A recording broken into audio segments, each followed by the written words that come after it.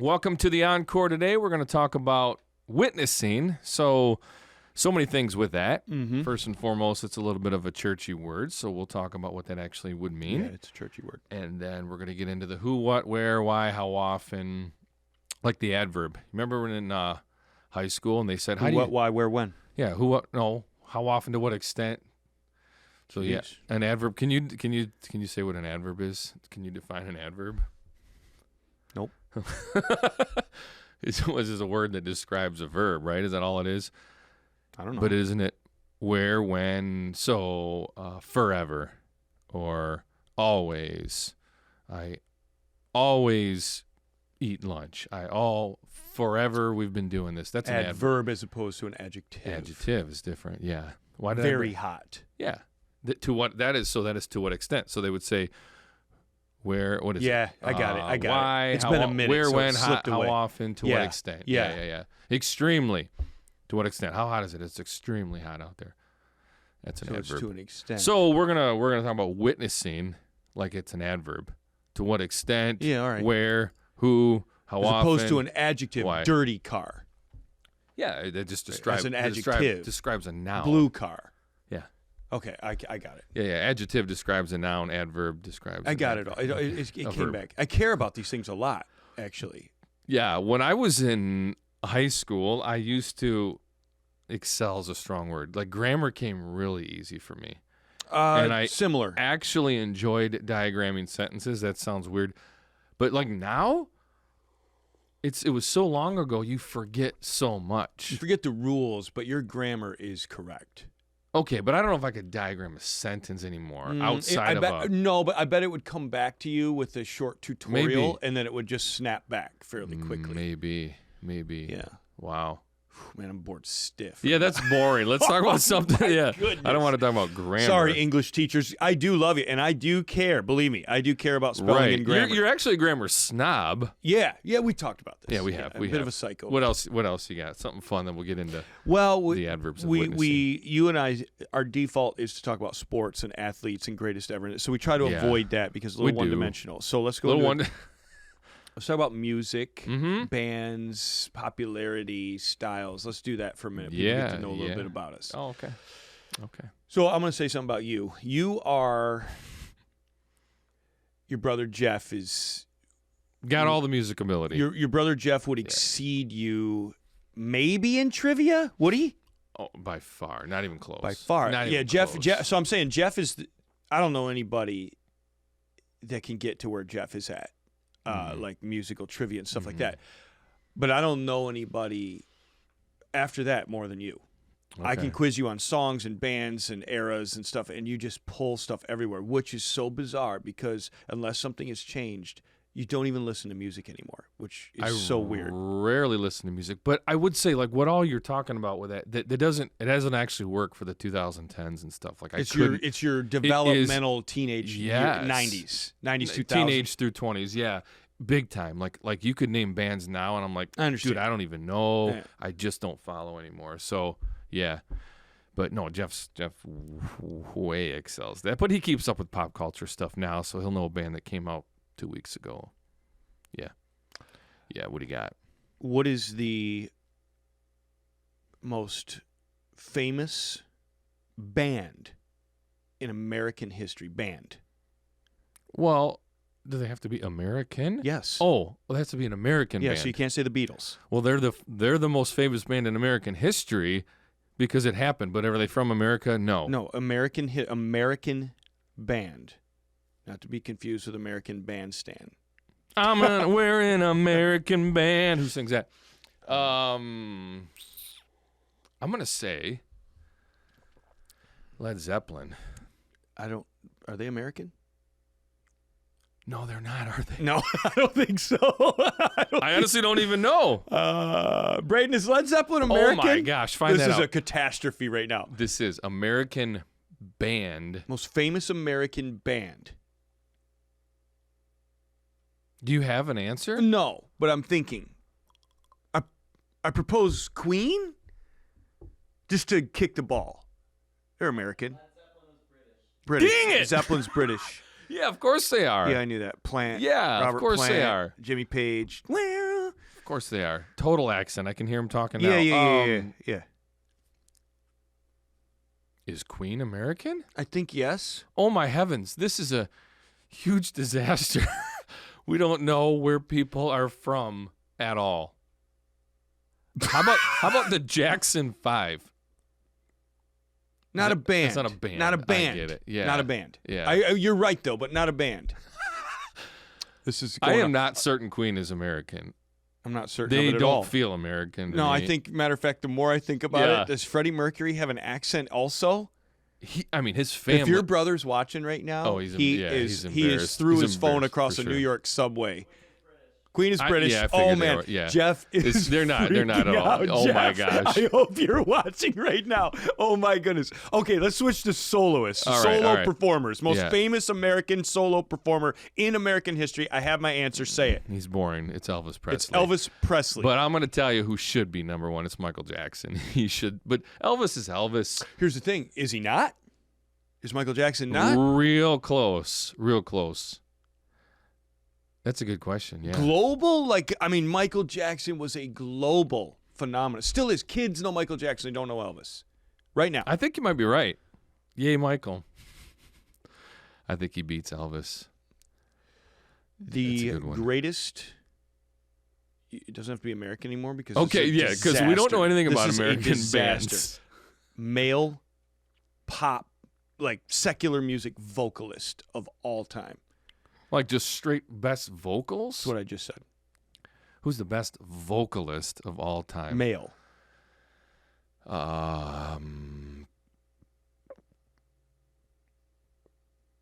Boy, oh boy. That's a hard one. Freddie Mercury is It's Freddie really Mercury close. in my mind. It's yeah. It's not just because we said it. But someone's going to talk about Josh Groban. Oh my goodness. I'm sorry you think that. But I'm sorry. But I He's get pretty why good. they He's think that. Good but at what he but does. People it's, would even say Frank Sinatra. Oh, it's not. It's not though. No, it's not. I mean, he's a crooner. Yeah, great crooner. Sure, it's don't even mind it. It's just. I was about to sing New York, New York, and I almost went Taylor Swift. I almost went Welcome to New York. Okay. No, that's I tried to sing. I can't. I wanna be a part. That's what you're thinking. New York. Okay. Yeah, he's okay. He's Whatever. all right. He's fine. Yeah. You have anybody better than Freddie? No, I thought it was Freddie Mercury. Yeah. Okay. Mercury. Female. Well, for me, global. I don't think this is global. like the worldwide right answer, but I think it's Whitney Houston. It is the right answer. But people would say like Etta James and At last. That's not good. bad. That's bad. good. She ain't bad at all. She's not Whitney Houston. It's just different. She's not even Mariah Carey. Mariah Carey, No way. Adele. People would say She's not Adele either. It's just different. It's just different. There's different and there is better. I mean, Whitney's better. Oh man! All right, we got to move on. Wow. Yeah, that went fast. Music. Wow, that okay, went really quickly. Shoo. All right, we could talk about that forever. Let's go into witnessing. Okay, a little churchy word, right? So just define what is witnessing. How would you tell somebody? What are you talking about witnessing? What does that even mean? Like somebody's like, I don't even know what you're talking about. Being a representation of the gospel. Okay. The gospel message. The Jesus of the gospel. Okay, well, you have to say Jesus because You do. even people would say, well, it's the gospel. I don't know what you're talking about. Yeah, right? you can be a witness of God in general, spiritual things, religious things. That's not the biblical witness. Jesus said in Acts 1, you will be my witnesses. Yeah. So if you're not a witness for him, it is not necessarily a biblical witness or the Bible also talks about us being ambassadors, if you like, because it's churchy, right? So we are ambassadors. We are signposts pointing people to Jesus. Our life, our words, conduct. That's what being a witness is, calling the sinner to the gospel of salvation. Yeah, there's so much to it. And I think even like just by defining that, there's people out there that would say, okay, I see it this way or I see it this way, right? Like that, like whatever that would mean in their life, or whatever, Pastor Wes, I'm not a preacher like you. I don't have this type of gift. I'm not able to do that. So let's start with who are we supposed to be witnesses to? I'll start with that one. We're gonna do the adverb thing. describe? Well, everybody, because you're even an example to the believers. You're a challenge or an encouragement to believers. But the primary purpose of being a witness for the gospel is to lost people that are dead in their trespasses and sins. Okay, so I'm going to interrupt in this. Who you say everybody? We run into. Let's say you go to the grocery store. I mean, you're running into, I don't know, countless people day in, day out. How should we be doing that? I think there's a lot of times in our heads, like Christians know this, right? We're going, man, I need to be a witness, right? But I do have to live a life, meaning I'm going to go grocery shopping. I got to come home for lunch, whatever. Yeah. How does somebody put that in their brain of going like, this person, not this person, right? Who do I talk to today? Where does that start and end in that sense? Let's throw it in a grocery store. So this will be a difference in there'll be some philosophical, methodological. Yeah, you pronounced it weird, maybe, but we just slowed it down. What's the word? Methodology, yeah, methodological. I guess that's the word. I don't know if Meth. It's method. A difference in method. There'll be some philosophical differences with some people. With what I'm about to say and what they may think. Yeah. I don't have like a 1, 2, 3. Like they do. People hate some people that have grown up in a certain culture or church culture. Yeah. With a certain pressure put upon them. Yeah. By a system or systematic. That when you talk about witnessing, they get anxiety and they don't like it. Yeah, yeah. And I know why. I don't like it either. The way that they're talking about it, and it is. I don't believe in abandoning every social ideology that you have, every social familiarity that you have, to witness, and then all of a sudden you morph into this strange, like, excuse me, sir, could I ask you 3 questions on a park bench? I'm not criticizing people if that's their natural move, and they do that really well. I know people that do that. I also know there's a difference in doing it for like an interview purpose. Like, hey, man, we're going around with this camera and we're asking people some questions. Can we ask you some questions? That can work. Yeah. And I do kind of like that kind of stuff. But I'm talking about you're in the grocery store. Man, you're checking me out. Everyday life. Could I ask you 3 questions? If you were to die today, I don't do it like that. I don't even know if I believe in that, at least not for me. I don't believe in doing it like that. It makes me outside of my personality, the way God made me. It abandons all social structure of society, and makes people feel super uncomfortable, and it's a very culty, odd way to come at people. Yeah, that's a good way to say it. Yeah. It's super weird. So I've never really done it like that. But I end up in a lot of conversations with people that lead to gospel conversations. And so sometimes, I guess, what was the question though? Well, how, who and who not? Like, why would you pass on this person? So I'll let you finish that, but I'm going to kind of add to this to go, and I think you kind of said it. There is no specific perfect way that everybody has to do it. Let's talk about when you do this, like what's in your mind and the things you're thinking, and I can share my side of it too. My mind is to project Christ. And that becomes a lifestyle, the lifestyle of a Christian, to project Christ. And the way I interact, I see a restaurant server having a terrible day. The person on the airplane that everybody's treating terrible as he tries to take care of people in the aisle. I try to project Jesus to people. And if I don't actually have a burden for lost people, if I don't actually love this person, even though I don't know them, then I'm not going to be able to manufacture that in a way that they feel there is something about this person. Yeah. And so I find that when I'm like, man, I wonder if this person knows the Lord, and I think about my treatment of that person, it will often naturally flow, even at a stranger that's serving a table in a restaurant for a half hour, into conversations that lead to questions or that lead to an open door where you do try to ask, hey, man, do you have a faith in God of any kind? Like I just, there's no magic words. It's just what I say. Yeah. Like I just have become used to who I am and how, and so that often will go into a very heavy scenario.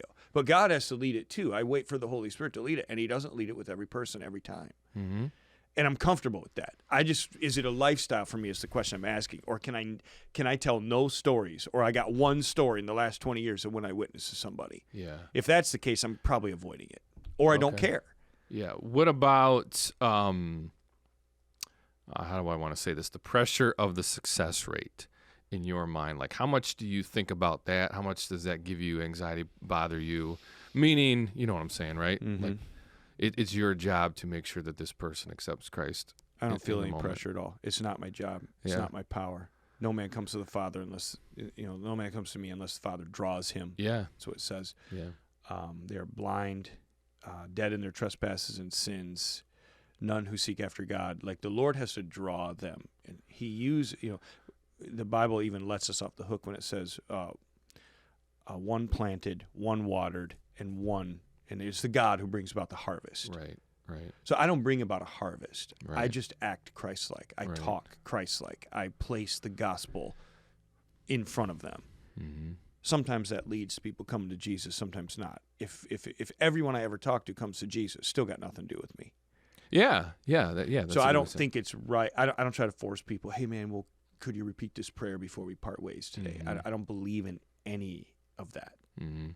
They have to come to the Lord truly in their heart. Mm-hmm. Sometimes God will use me to open that door or to water that seed or see the harvest happen. Mm-hmm. Neither here nor there with me. No pressure.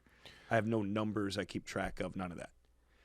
I have an interject question now because I'm now thinking about this because this is related, and you can come back to it if you want to at the end of this. Put it on me. I don't care. I've had questions recently maybe you have, after our service. Why do you guys not have an altar call? Mm-hmm. So I feel like this is kind of related. Some All right. of it, as you being the main preacher here, the philosophy, kind of explain that side of it for you. Well, I know what they mean, to come forward. Mm-hmm. Why you don't even have an altar up there. You don't invite people. Mm-hmm. Well, sometimes I do. Mm-hmm. Sometimes I call people to prayer and come, and there's, I do that sometimes. A lot of times, though, that's only focused on believers. Like, when I call people forward, it's a believer under conviction or under, a movement of God on their heart to bring about a symbolic response that they go back to in their mind. Sometimes I do. There are no altar calls in the Bible. Mm-hmm. This is never talked about. At no point did people say the only altar call mechanic that we see is come to the waters of baptism and say that you are a true Christ follower. The 3,000 in Acts 2 that day. And they don't call it an altar call, but hey, if you have a response, there is a visible response of people coming forward to something, and the only thing we see other than repenting from sin, we see that, but that's not necessarily an altar call. Hey, repent! Let's all repent of sin. Is the waters of baptism. There is no lift your hand. There is no repeat a prayer. There is no come and take a knee, come down the aisle, come to the preacher. There's none of that. This is a very American I'm not even mad necessarily. I'm just framing it what it is. Some of these guys I'm talking about are my all-time heroes. George Whitefield, Charles Grandison Finney, some of these guys that were in massive American revivals in the 1800s. Billy Graham. You do think they are American, though? Boy. Billy Graham made this, but Billy Graham didn't originate. Billy Graham got it from Mordecai Ham. Mordecai Ham got it from his predecessors, along the Great American Revivals, where they would call people forward as a visible response to the gospel of salvation. That was basically, as far back as we have, the records, invented there. That was not a thing necessarily back in, Paul never did it. Like, we don't see people doing this. I don't think they're wrong, but I think you can use it wrong, and I think you can give people the wrong impression. I have done all of that because I'm a disciple of Billy Graham. And then I have since abandoned some of that because I see some false conversion flaws within that. And Billy Graham acknowledged this from the pulpit many times. Did he? Oh, you can go to numerous videos where in his later years he would say, by coming forward, he said, by coming forward, you're saying this, but he said, many people have come forward, hundreds and thousands of people have come forward, they never knew the Lord. He said, I know that good and well, that many people that have come and thought they were saved and repeated a prayer never were. Right. And so I don't want to I'm talking too much. That's why. I want people to be moved of the Spirit of God, and I leave, and you go settle it with Jesus and come to Christ. Right. And we see people saved all the time. Absolutely. We don't know when or Absolutely. how or where they come and they're like, man, I settled it with Jesus, Right. And you knowing who responded or who didn't doesn't necessarily matter. Like we've seen a lot of that. I don't know necessarily all of these guys' methods behind it, but I've seen a lot of that where that pastor wants to check mark all the hands raised and things like that. And that's it's just kind of gross feeling. And I don't really know his motive. I don't even care, but I'm like, for me, that seems weird. You and I have seen a ton of this, so we don't need to go back and bash everybody. But and I'm not even referring to Billy Graham or anybody else. Oh, I know, else. yeah. But there are people that you and I have seen. We've been sitting together for years. 25 years ago when this happened. People would plead and manipulate a crowd, and there is a way to do it. You can play the right music, you can say the right words, you can urge. There is a crowd mentality that happens. It's a dangerous thing for a preacher to use that for his own, I would say, insecurity to feel effective. I think so. Look at the people that come to Christ when I preach. Yeah, and we know guys that are like this. Yeah, that's good. And you can, and so we would watch guys that would say, remember the guy that said, so he calls people to come to Christ. Maybe a few people seemed to come. Maybe it was real. Maybe it wasn't. Yeah. Then, not enough people come. So he'd be like, hey, if you know somebody that doesn't know the Lord, well, everybody does, Scott. Yeah. Come down and let's pray for them together. And then I very specifically remember everybody coming down. And then there was a photographer. I do remember all this. And then so he publishes this as though that was a gospel altar call. Well, you manipulated everybody to move out of their seat by some. And me and you used to joke, well, if you have brown hair, if you're wearing Nike tennis shoes, you get a reason to come. So I'm not saying it's all about that. I have come forward to altar calls. John Rawlings gave an altar call to ministry. I came, he prayed, I was moved powerfully. It was real. And sometimes I do it. Mm-hmm. I don't like doing it for the gospel to say, if you come forward, you're saved today. So I don't do it anymore. Okay. Yeah, I got a little off track on that. No, but it's a good question because it is related, and people have wondered that too. But it kind of goes in the witnessing and the response thing. So, there's so much in here we could talk about. So, like my mindset does this. I think about 1 Corinthians where we take communion, right? So there's really two things in that passage that it says is our response is to remember the body and the blood, what Christ did for us. And so the remembrance of it is, I would say it means it's personal to us. Like, what did that actually mean to me? And then the next thing is to proclaim Christ's death until he comes. Okay. And so the proclamation, like I see that as it is our lives. It is not necessarily just you on a Sunday morning or whatever preaching or proclaiming. No, that is for every believer to say that my life should proclaim that. So this is kind of just my methodology of how I think through these things, and then I think like my job, and I change and try to hear from the Lord and stuff over the years, and I think like what is my responsibility in that? Because I have thought a lot of that of like, dude, is it my job to save this person? We've said those words or whatever. Right. And I think it's my job to proclaim Christ. Now, how do I do that? I think of it as in John it says, that you're disciples by the way that you love people. And so being able, I think about this more now than I ever have, not that I have this right at all, but my mindset now has become to see people. And I don't just mean see people. I mean to see people. Like when you walk for in who they are, and to think every one of these people in here, we'll use that grocery store as an example. It's like every one of these people in here have a story, a unique story. And I have no idea what that is. And they all come from different backgrounds and different places. Yeah. And every one of them are loved and created in the image of God. So then I want to be able to see them as just that. And so that helps me just be able to, I don't know, whatever the situation is. If it's somebody that needs help or just looks like they're down, like I try to speak to people. This is not a perfect answer, and I've definitely blown people off too. I'm not trying to pretend like I'm perfect. But to see people, to have a conversation with them, and kind of like you said, like eventually that stuff comes up. It doesn't always come up. Like that might just be a hello, thanks for helping. Hey, have a wonderful day. You never know, what that does. And so, but I think it does. And then Colossians 4 talks about like, let our conversation be seasoned with salt. I say all that to say, for me, it doesn't work to go, hey, can I ask you a question? If you knew you were to die today, where would you go? Like, I don't see that for me personally, any way of seeing that person and loving them and caring from them. That just doesn't you're a work weird for me. religious person. Yeah, I'm not trying to bash people. You might do it better with I'm not trying to say if you're doing that, you're bad. If I did it, it'd be weird. Like I don't do it like that. I think that's what we're because saying. it's stinking weird. Right. And for me, that wouldn't even make sense with how I'm trying to see and love and care for people. It seems robotic. And I would admit there's some past churches that have ingrained that in me in a, like you said, gives you stress and anxiety. It just feels like, well, nowhere else would you ever do that. Like you wouldn't. Right. But I do want to say, we're not letting people off the hook right now.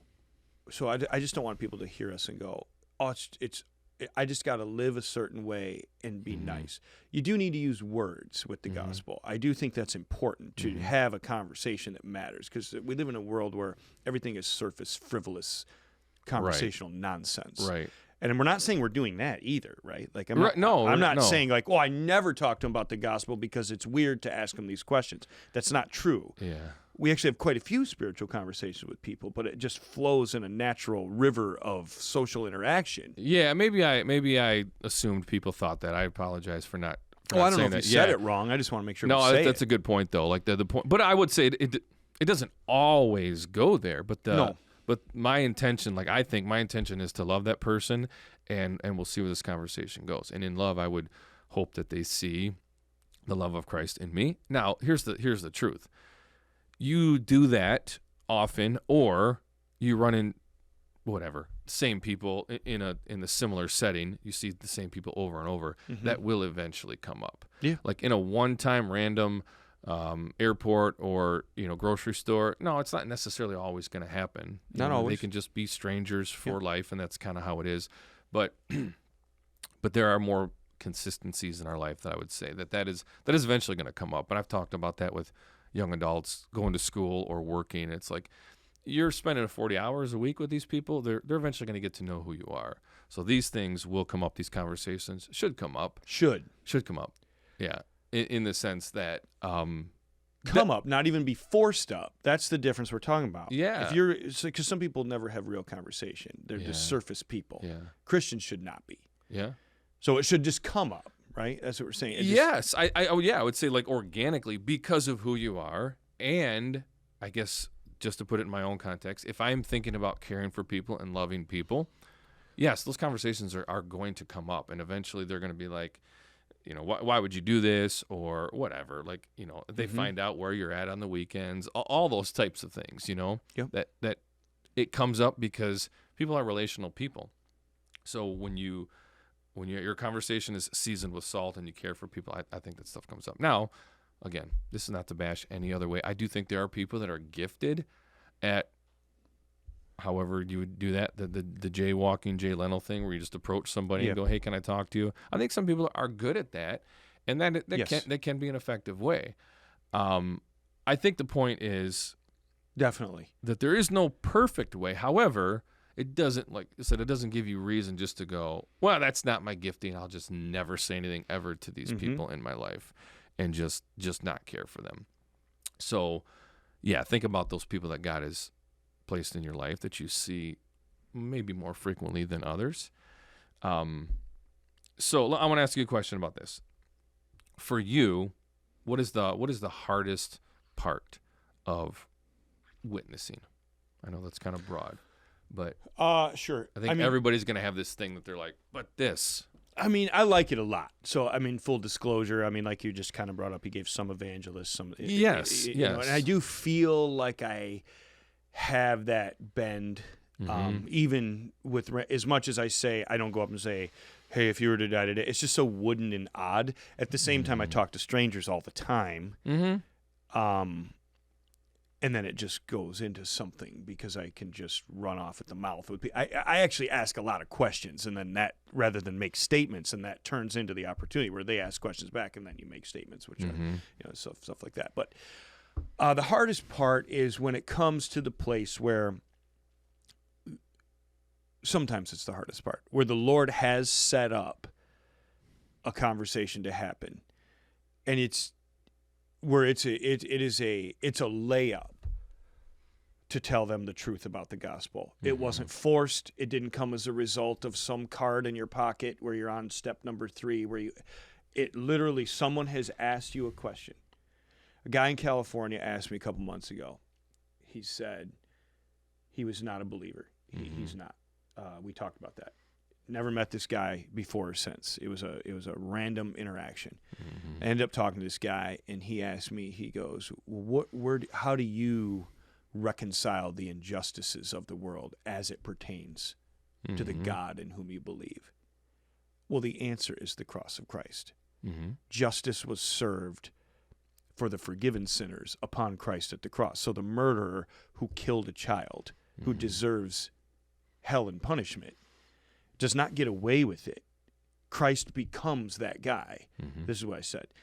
And he made him who knew no sin, and then that guy becomes a new creation that didn't get away with anything. He's someone else. The old man is punished under the wrath of God at the cross, and then those that reject the cross stand under the judgment of God in eternity, and there will never be injustice. This is the answer. So he asked me that question. Well, that's where I kind of sometimes swallow and go, this is going to be a make or break for our relationship, whether in the short term or the long term. Could be a friend I've had for 20 years, which has happened. Or it could be a guy I met and we've been having a great conversation. Well, now it's time. Like, are you a coward or are you a witness for Jesus? Not because I'm going to force it. The Lord opened the door, and I can give a general nonsensical answer that sounds spiritual but actually says nothing. Or I can give the answer, which is the gospel, and that forces him in the position to have to decide where he stands with it. That's tough sometimes to cross that threshold. And I make myself do it. I pray for the courage, and I really try to do it, and I've failed many times. Failed in the sense of you just move on and end the conversation. Regret I kind of gave a vanilla answer. I was in a hurry, or I got interrupted and I didn't circle back. And it's because there's a weight to talking about the eternity of someone's soul. Sometimes that can be like, man, I don't really want to do this right now.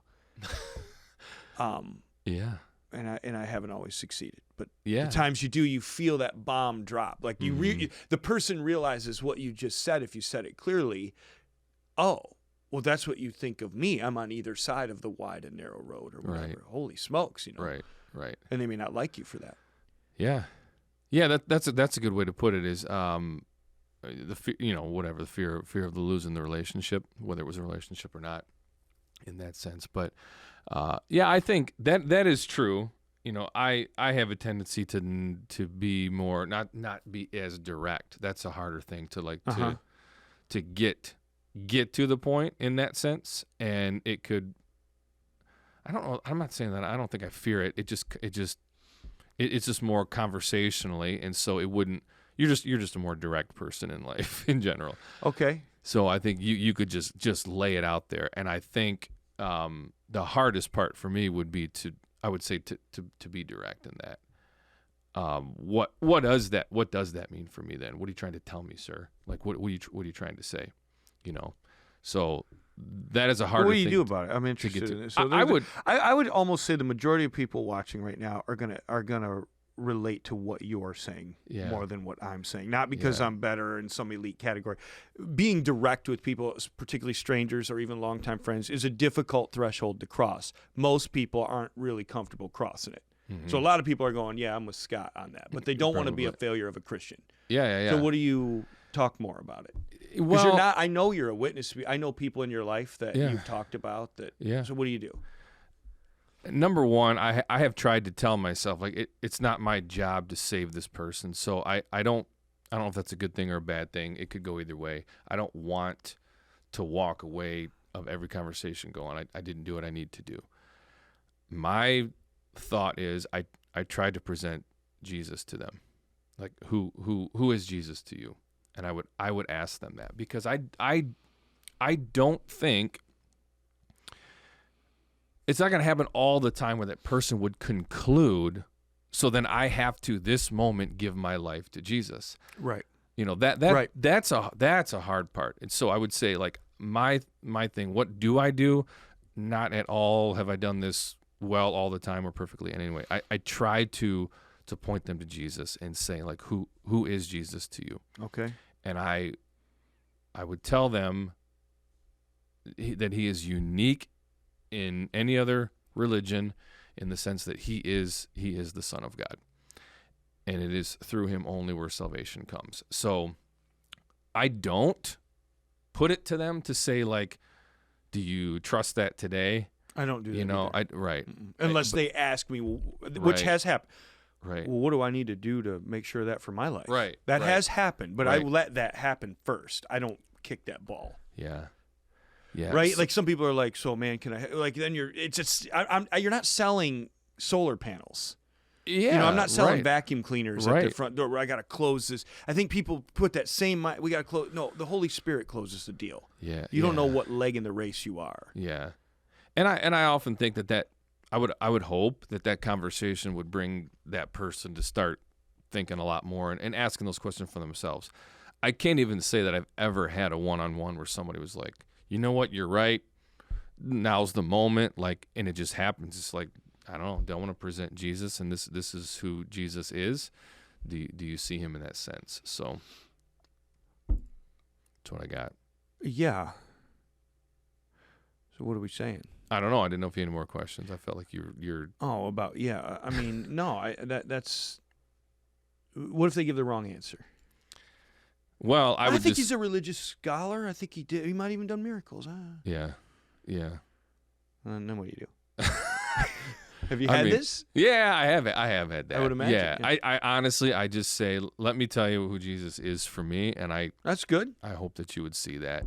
That's kind of how it has ended, and it's usually a thanks, man. I appreciate it. Peace out. You know what I mean? Yeah. I had a conversation. Who knows? Who knows? I had a conversation with a dude in Traverse City.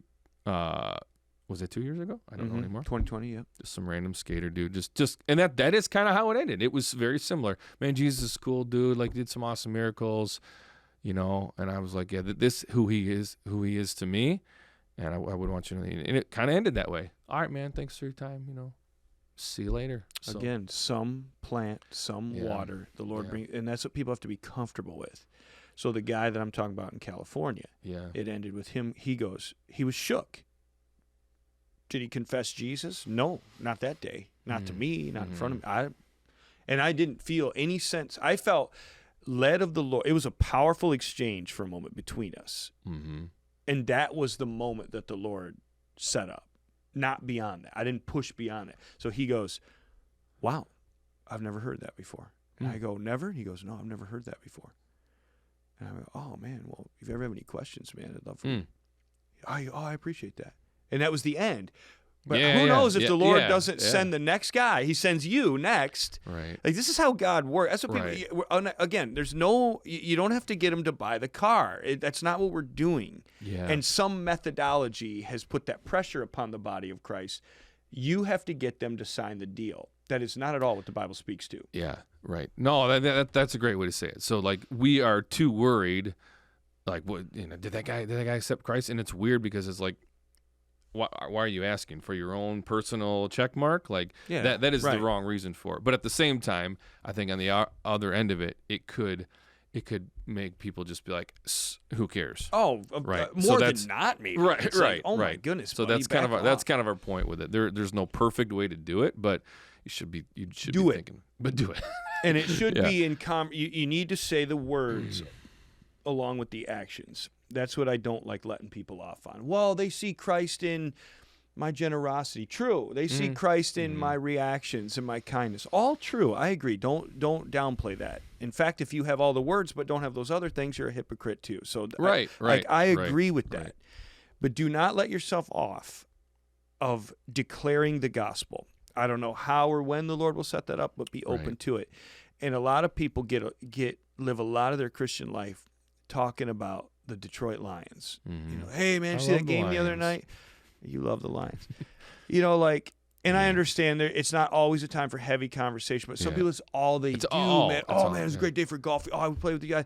Dude, do you ever talk about anything real? Is there any, you say you I like know, your direct shots at golfers and Lions fans, like that? by the way. It's basically Scott Johnson. For me. People, I mean, all they want to tell me is, well, I played basketball last night. Like, no, but I guess, I'm trying to speak to the Michigan culture. Yeah. Oh, man, we had a great vacation. Like, that's great, man. Is anything ever of substance? Last week we talked about pet peeves, dude. I'm fine talking surface nonsense. I let me and you talk some nonsense in here every week just to be people. Mm-hmm. But there's nothing worse than someone that's all they can do. Always, is just talk right up here and never reveal any cards, never speak to anything real. Yeah. Like, if you're a Christian, that should not be your mode of operation. Like, people should know, if I got to come to somebody real, talk to them, ask them a question, this guy, this lady can talk about real things. Yeah. That's good. Which will lead to the gospel. It should. Okay. We've talked a lot. That's a good session. So, hey, as always, don't take our word for it, being his, and we will see you next time on the Encore.